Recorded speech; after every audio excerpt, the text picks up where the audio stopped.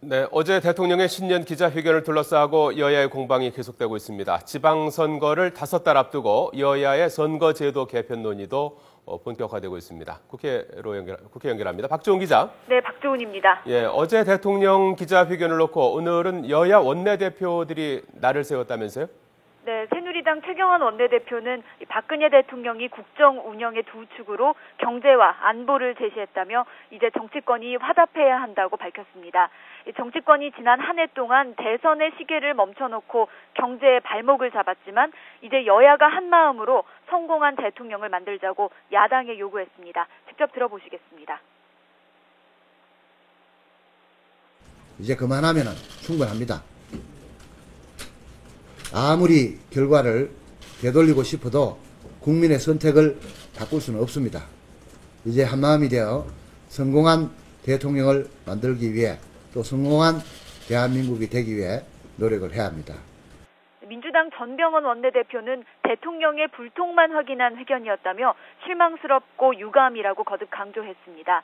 국가기관 대선 개입 의혹 특검을 거부한 것은 미래로의 전진을 거부한 것이고 국회 개헌 논의를 차단한 것은 대선 공약 파기라고 주장했습니다. 전병헌 원내대표의 발언 들어보시겠습니다. 상대에 대한 소통과 배려 없이 이인상각은 불가능한 것입니다. 한쪽 소통만으로는 이인상각 경주에서 넘어질 수밖에 없습니다. 박근혜 대통령께서 지적하신 대로 이인상각 경주에서 대박을 터뜨리려고 한다면 분명한 소통과 배려의 자세가 필요하다. 자, 박 기자, 오전에 정치개혁특위가 있었죠. 지방선거 제도 논의도 본격적으로 이루어지고 있는데요. 교육감 선거 제도에 대해서도 여야 입장이 갈리고 있다고요? 네, 새누리당은 현행제도 개편을, 민주당은 유지를 주장하며 맞서고 있습니다. 오늘 여야는 국회 정치개혁특위 차원에서 공청회를 열어 전문가들의 의견을 청취하고 있습니다. 새누리당은 현행 직선제 방식의 교육감 선거는 투표용지 기재 순서에 따라 당선이 좌우되는 등 이른바 로또 선거가 되고 있다면서 반드시 개선해야 한다는 입장입니다. 임명제나 광역단체장과 교육감을 러닝메이트로 묶어서 선출하는 방안을 검토하고 있습니다. 반면 민주당은 현행 제도를 유지해야 한다는 입장입니다.